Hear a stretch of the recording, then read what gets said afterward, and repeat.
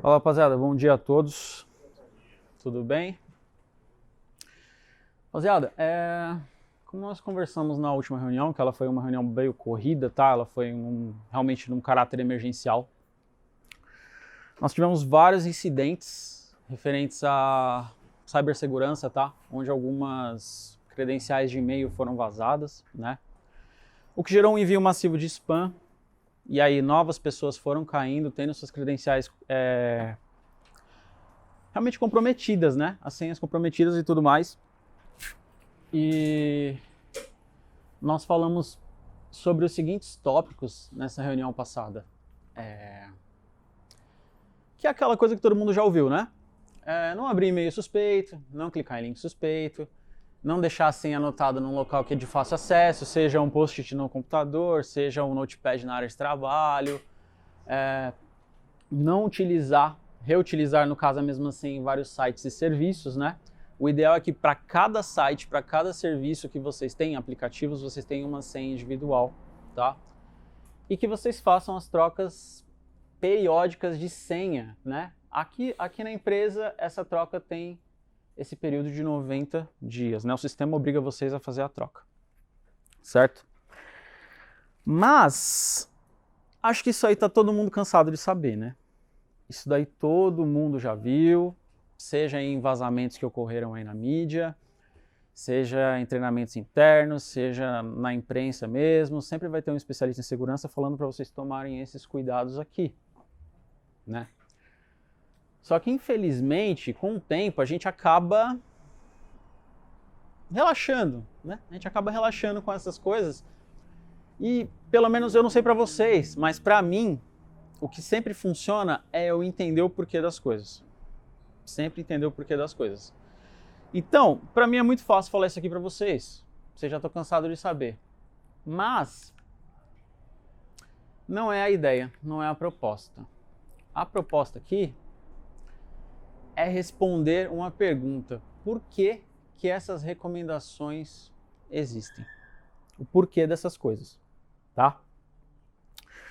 Então, eu já queria começar devolvendo uma pergunta para vocês que estão aqui, que é o seguinte: como as senhas são armazenadas? Vocês já pararam para pensar nisso? Alguém parou para pensar nisso já?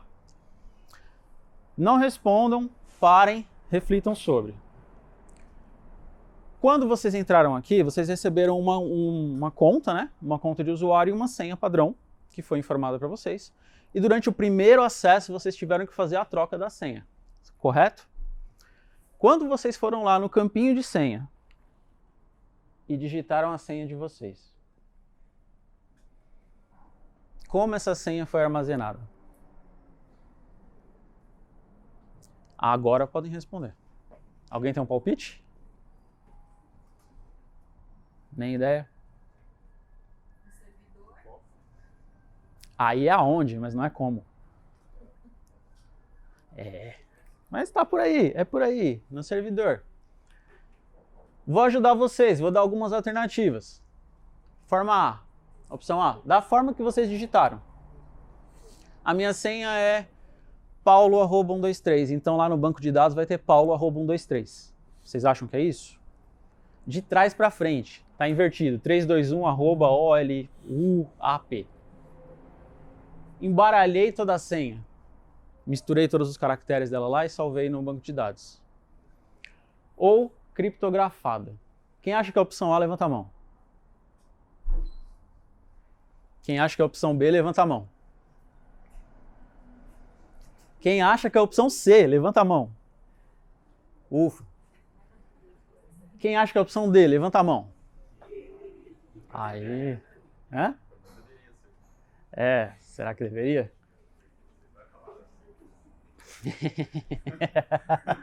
Eu não vou deixar você nesse suspense não, pode ficar tranquilo. A resposta, rapaziada, é que a senha não é armazenada. Mas que diabo que é isso que a senha não é armazenada? Pois é. Pelo menos ela não deveria ser armazenada, tá? Em qualquer sistema seguro, nós não armazenamos a senha. Então vocês devem estar se perguntando, pô, mas cara, tá, beleza, mas tem que ter uma forma de eu verificar se o que foi digitado é a senha do usuário mesmo, né? Tem que ter um jeito. Então, vamos aprofundar um pouquinho. Hash function. Toda vez que vocês digitam uma senha, por exemplo, essa daqui, duvido acertar, essa senha vai ser processada por um algoritmo, tá? Que vai transformar essa senha em uma linha de caracteres de tamanho fixo, desse tipo aqui. Aí vocês podem me perguntar, pô Paulo, mas beleza, por que criptografado não está certo? Está meio certo. Porque quando a gente fala de criptografia, significa que eu tenho uma determinada informação, documento, linha de texto, senha, seja o que for, eu embaralho para que essas informações, caso elas sejam vazadas na hora que foi transmitida, a pessoa não consiga ler essa informação, ela não vai conseguir ler esse duvido acertar @123. Mas, quando ela chega na outra ponta, no destino, existe uma chave que desfaz o processo e a informação se torna legível novamente, certo? Esse é o conceito de criptografia. Quando a gente está falando de hash, isso daqui é irreversível. Não tem como, a partir de uma hash, eu chegar nesse valor aqui, tá? Isso garante que nem mesmo o administrador do sistema saiba qual é a senha de vocês. Se vocês pararem para pensar, toda vez que vocês esquecem a senha de um serviço e vocês solicitam a redefinição de senha, o que acontece? 90% das vezes. Vocês recebem um e-mail com um link para redefinição de senha. Justamente para que vocês possam digitar um novo valor aqui e seja gerada uma nova hash, tá? O comprimento dessa hash vai variar de acordo com o tipo de hash que você está utilizando.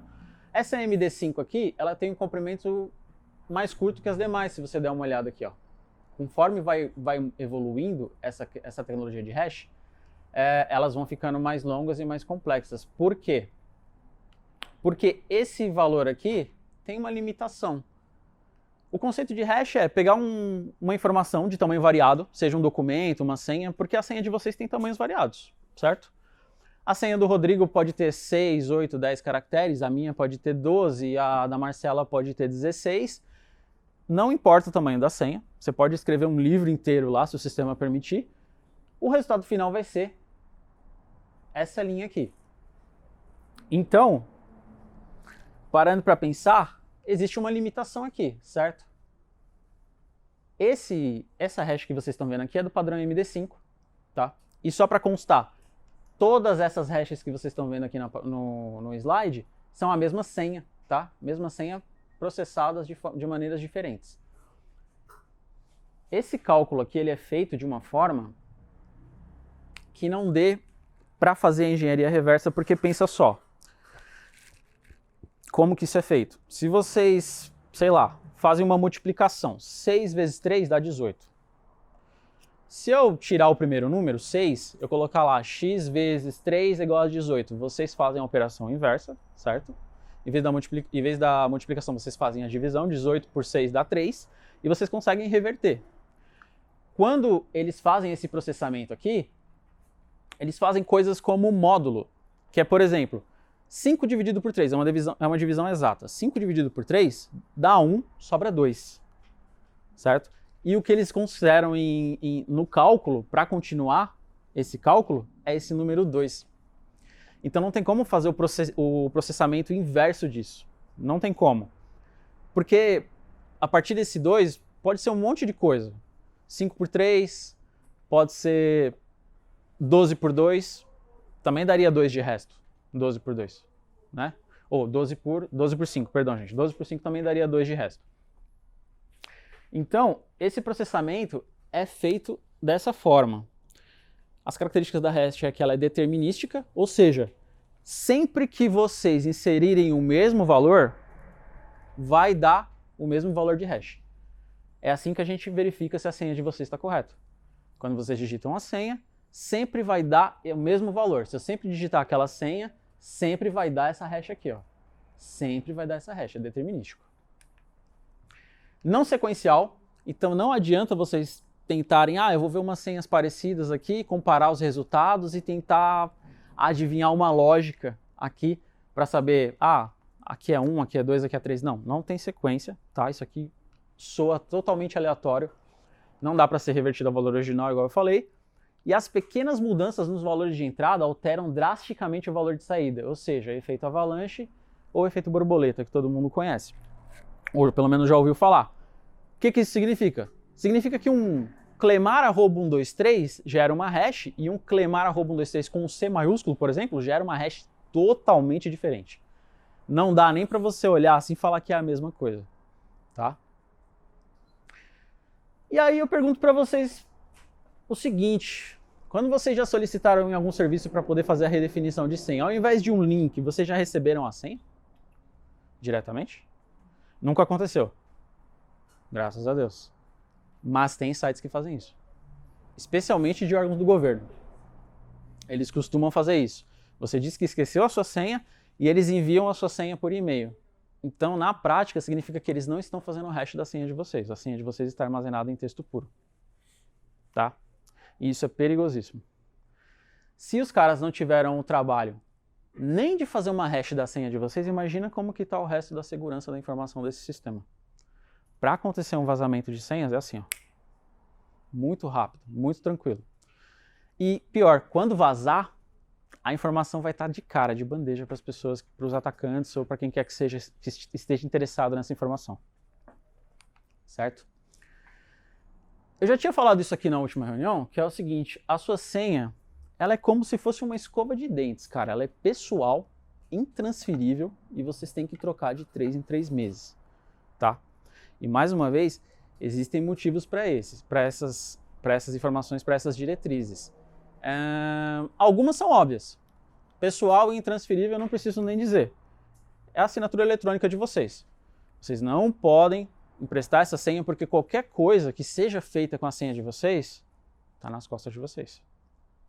Certo? Talvez esse ponto aqui não seja tão óbvio, por que ela deve ser trocada periodicamente, mas a gente vai chegar lá. Mas aí você pode me perguntar: Paulo, mas a senha não foi transformada em hash, independente do tamanho ou complexidade? Eu não estou seguro? Se você parar para pensar assim muito rápido, você vai pensar assim: se a minha senha é clemar@123 ou se a minha senha é um negócio totalmente aleatório que foi, sei lá, eu dei uma testada no teclado e é a minha senha. Não é a mesma coisa? Não vai gerar uma hash de tamanho fixo? Sim, é verdade, vai gerar uma hash de tamanho fixo. Mas existe um ponto chamado engenharia social. Tá? Quando a gente fala de engenharia social, significa que se eu estiver sondando uma pessoa em específico, vamos dizer aqui que o meu amigo Nelson aqui, eu sei que ele é, com certeza, um cara que ama a sua esposa e a sua filha, Dona Rita e Dona Nicole, certo? Então, eu poderia muito bem fazer algumas anotações de palpites de qual poderia ser a senha do Nelson. Não sei. Nicole@123, Nicole@2022, Rita@123, Rita@2022, 2021, talvez a data de nascimento dele, talvez ele tenha um HB20 vermelho, talvez a placa do carro dele, eu não sei. Existem várias informações distribuídas sobre a gente nas redes sociais e é por isso que, não só na rede social, tá? Se você der um Google, você encontra muita coisa mesmo. Então, é por isso que vocês não podem utilizar senhas como data de nascimento, nome do gato, nome do esposo, do companheiro, enfim. Qualquer informação que possa ser diretamente ligada a vocês não deveriam utilizar em teoria, tá? Eu queria demonstrar isso daqui, se vocês me permitirem. Porque eu falei para vocês que a hash é uma coisa irreversível.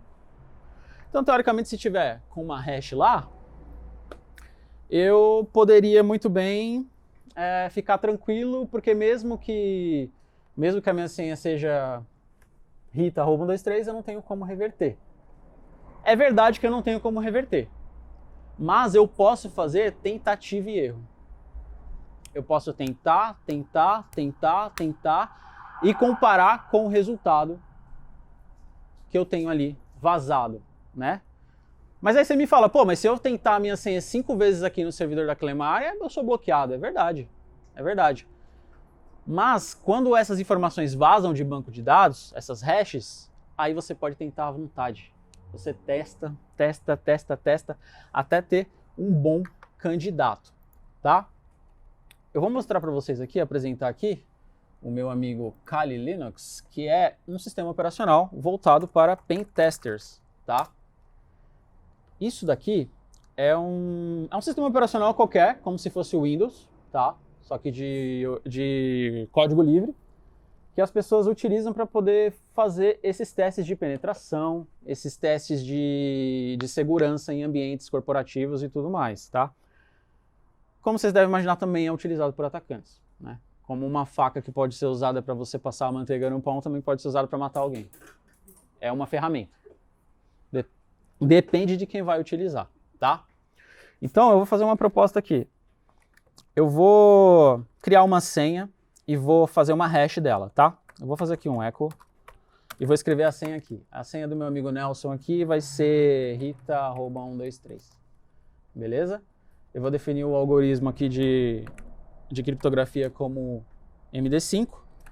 Só para complementar, o MD5 é um sistema de hash que já é considerado ultrapassado, tá? Vocês não vão encontrar sistemas seguros utilizando isso daqui, mas como laboratório serve bem para a gente entender, tá?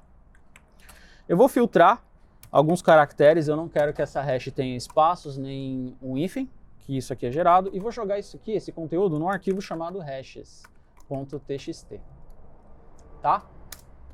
Pronto. Aparentemente não aconteceu nada. Eu vou abrir num editor de texto. Aliás, nem vou precisar abrir. Vou dar um cat aqui, hashes.txt, e vocês vão ver o conteúdo do arquivo. Olha lá a hash. Essa linha aí, E42FC4B03 e assim por diante, é a senha rita@123 em forma de hash. Certo? E aí, como eu tenho alguns palpites sobre o meu amigo Nelson, certo? Eu vou criar um dicionário. O meu ataque vai ser baseado em um dicionário. Então, eu vou escrever aqui. Vou criar um documento de texto no meu dicionário. .txt. E aqui eu vou escrever os meus palpites de senha para ele, tá? Eu vou dizer que a HB20 dele, Rita@123. Pode ser que Rita seja com R maiúsculo, porque normalmente as pessoas fazem isso, elas colocam a primeira letra da senha maiúscula, um arroba, uma hashtag, certo? Tá todo mundo preocupado aí, né? É isso, né? Dificilmente você vai ver alguém escrevendo assim, ó. Rita, arroba, sei lá, qualquer coisa. Não vai, vocês não vão ver a pessoa escrevendo assim, tá? Tô até preocupado agora, peraí. Tem que pensar nisso. Nelson, quando que é o seu aniversário? 17/11/75. Tá bom, 17/11/75. Eu vou escrevendo isso de forma diferente, 1975, e eu vou criando um dicionário gigante. Só para vocês saberem, esse dicionário que eu estou criando na mão aqui, ele é extremamente curto, evidentemente, é só para propósitos de teste. Mas existem bancos de dados de senhas vazadas na internet que são usados como dicionários. Dicionários de fato que são utilizados como dicionários. Então, sei lá, sua senha é pedra, @123. Pedra está no dicionário, sabe? Então, existem várias técnicas de ataque que vocês podem utilizar. E aí eu vou escrevendo vários dos meus palpites aqui. A gente falou da filha dele, Nicole, @123, Nicole, @123, beleza. Fiz um monte de palpite aqui, vamos dizer que isso aqui tem um valor considerável, mas não tem, tá? De propósito, eu coloquei a senha de verdade no meio, tá? Só para vocês entenderem, e eu vou salvar esse documento. Pronto, fechei.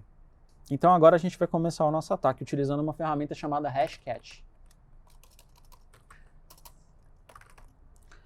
Aqui eu vou dizer qual que é o método de ataque, que é um método por dicionário. vou dizer qual que é a hash que eu quero quebrar, que é uma MD5. Existe uma tabela na documentação desse software, o valor de MD5 é 0, tá?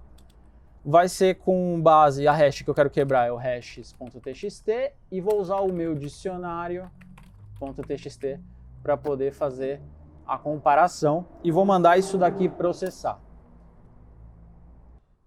Olha lá, all hashes found in pot file. Achou. Eu vou executar o mesmo comando e dar um show. Olha lá. A hash Rita@123.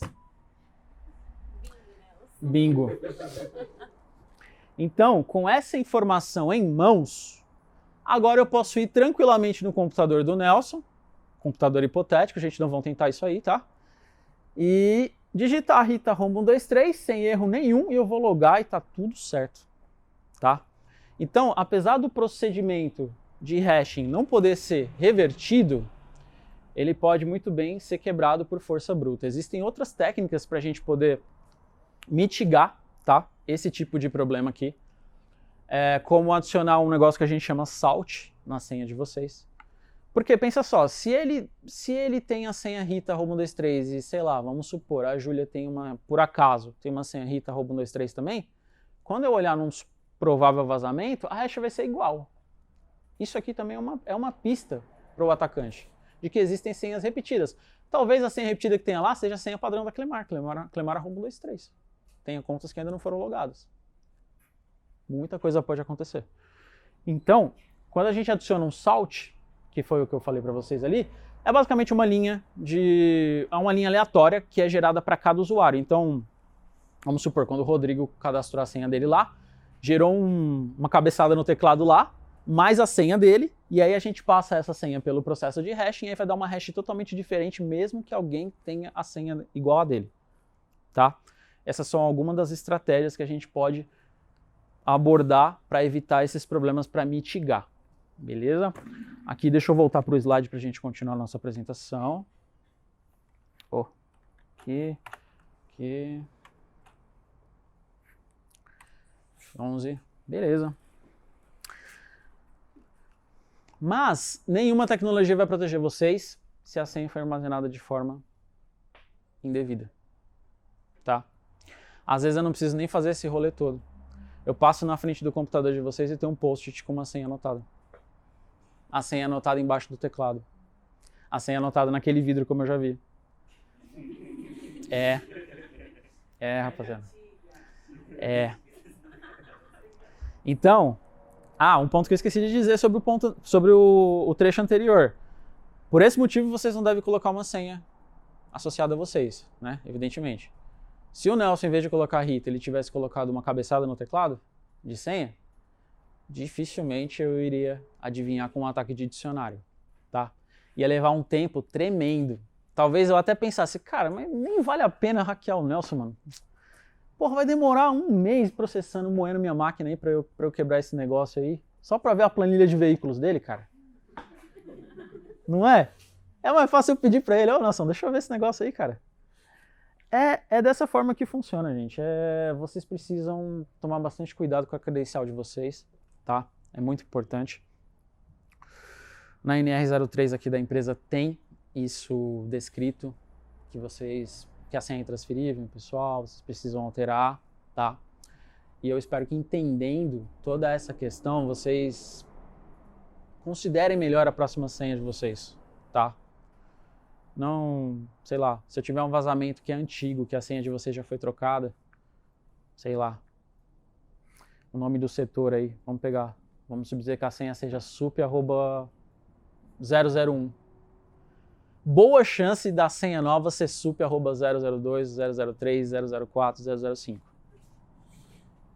É só eu escrever aquilo no dicionário e ele vai testar cada uma das possibilidades até chegar no match, tá?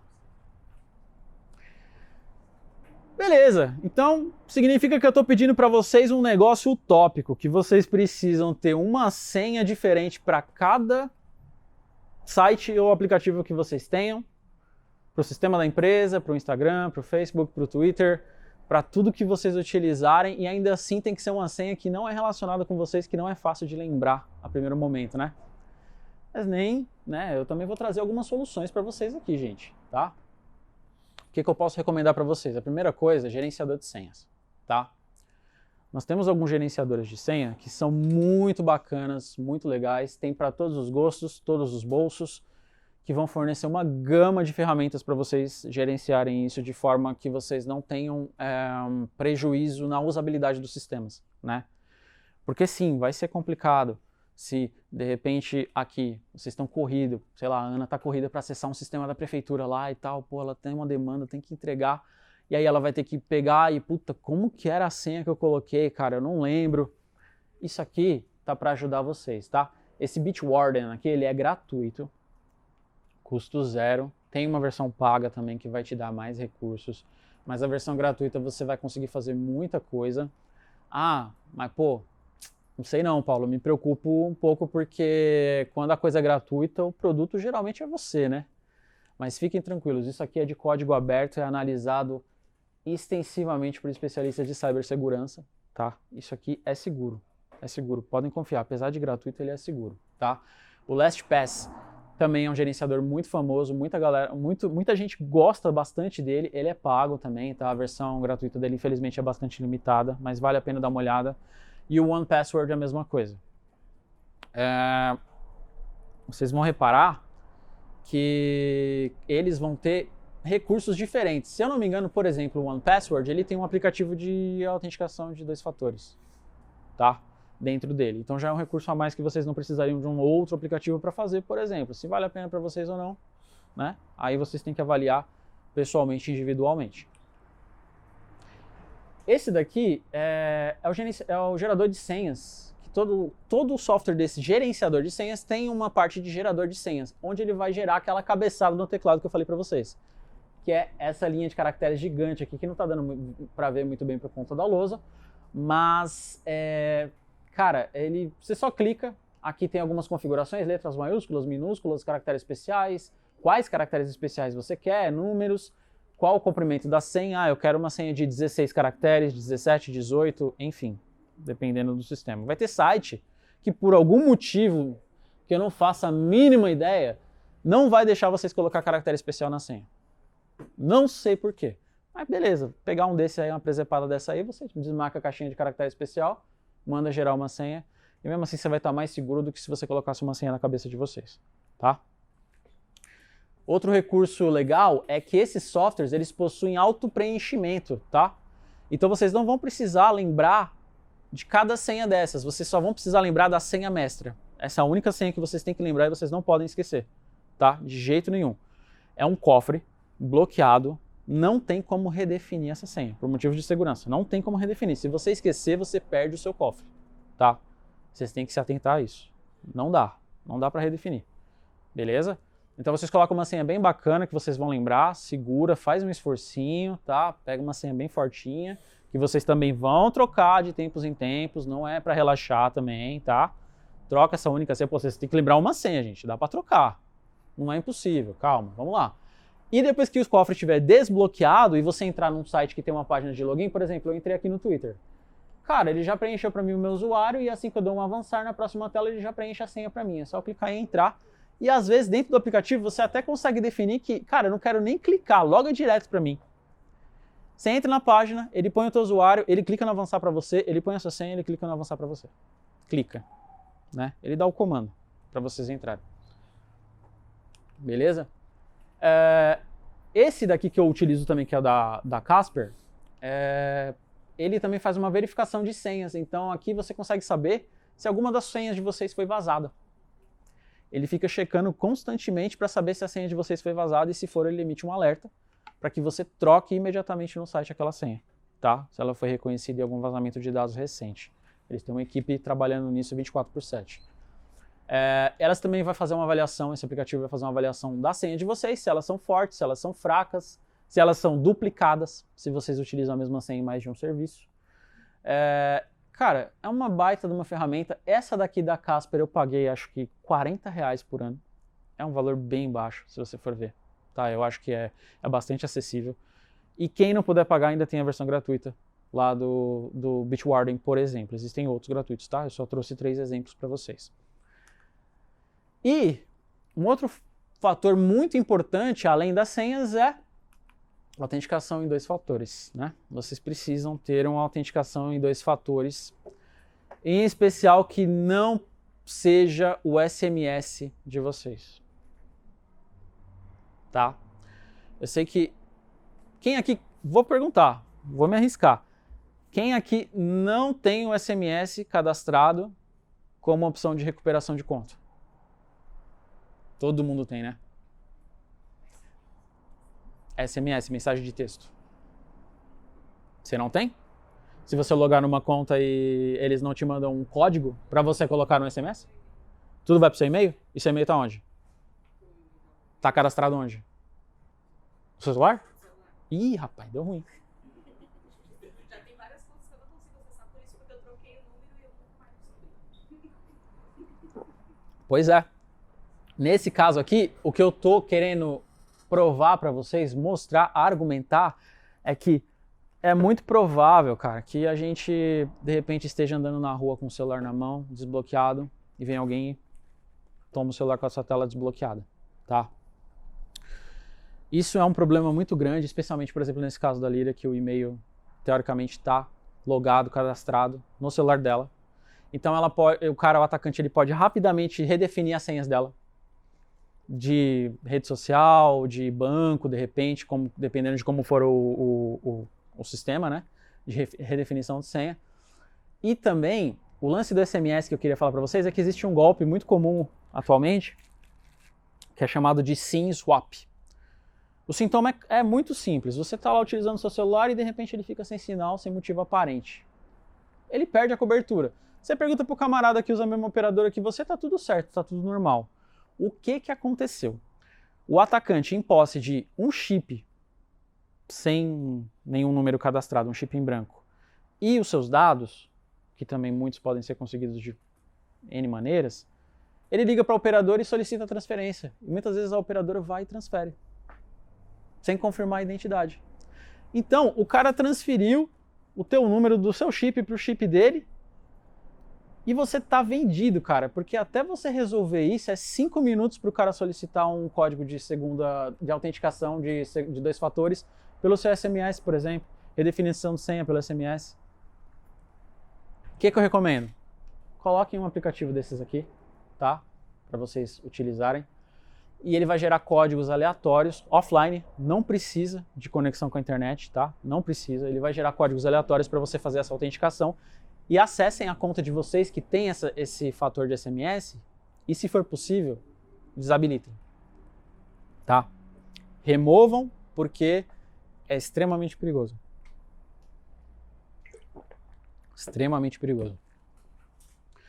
Aqui tem um exemplo de tela do aplicativo, ó. Ele vai armazenar para você qual o nome que você colocou, né?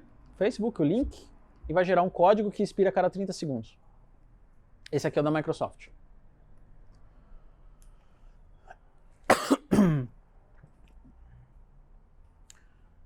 Considerações finais. O SIM swap que eu falei para vocês, tá? Acabei acabei antecipando o assunto do que tinha aqui no slide. Acho que já ficou bem claro. A questão dos e-mails, tá? Se a redefinição de senha de vocês está por e-mail também, qual que é a ideal? O que é o ideal acontecer aqui? Seria vocês terem um endereço de e-mail só para redefinição de senha que não fique cadastrado no celular. Então, se por algum acaso vocês esquecerem uma senha e precisar de uma redefinição, que não vai acontecer, porque vocês vão colocar um gerenciador de senha maneiro para vocês utilizar, eu tenho certeza. Mas se acontecer por algum motivo, vocês mandam para um e-mail que não está cadastrado no celular por motivos já explicados anteriormente. Beleza? E certas travas para o caso do celular ser tomado de vocês, tá? No caso da Apple, quem tem celular Apple, iPhone, não temos uma ferramenta própria para isso, tá? Para poder bloquear a utilização de aplicativos e tudo mais. Alguns aplicativos, como por exemplo o e-mail do Outlook, você consegue configurar ele para pedir a sua digital ou uma senha, para abrir o e-mail mesmo, para abrir, só para desbloquear a tela do e-mail, né? Mas muitos aplicativos não têm isso. Não tem isso, infelizmente. Então a gente tem que fazer uma gambi. a gente tem que fazer uma gambi aqui. E eu vou tentar mostrar para vocês como que funciona, tá? Um segundinho só. Eu prometo que eu não vou me estender mais, gente. É coisa rápida. Ali, pronto. Eu estou espelhando meu celular aqui. Beleza? E eu vou mostrar para vocês. Quando vocês vêm aqui, quem tem um celular iOS, vem aqui nas configurações, ó.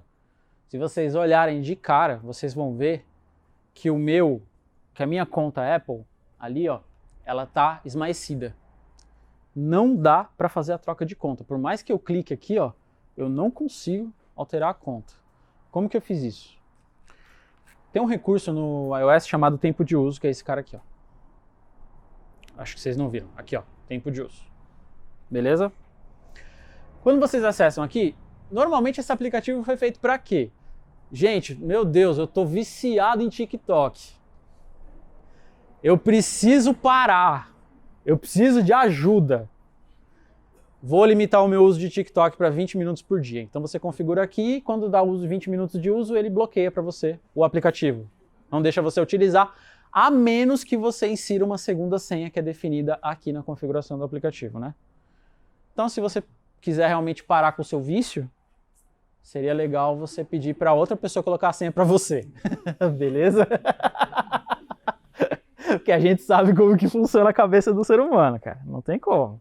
Mas, se vocês descerem aqui na parte de conteúdo e privacidade, vocês vão conseguir fazer diversos bloqueios, ó.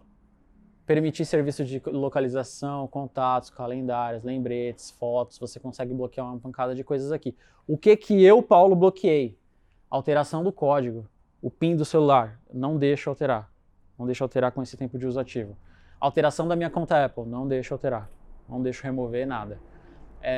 Eu posso bloquear as compras, por exemplo. Ó lá, fui colocar as compras, já pediu o código, entendeu? Eu não consigo acessar isso aqui sem digitar o meu código. Quando eu digitei o código, ó, eu não permito instalar aplicativos, eu não permito remover aplicativos do celular, eu não permito fazer compras com o meu celular com isso aqui ativo, tá? Exigir senha, sempre exigir. O meu está configurado dessa forma para evitar que, se alguém, por acaso, consiga tomar o meu celular, eu não tenha prejuízos maiores. Porque dói o coração de você perder o aparelho? Dói. Mas dói muito mais de você ter a sua privacidade invadida, de você ter empréstimos pegos no seu nome, sei lá.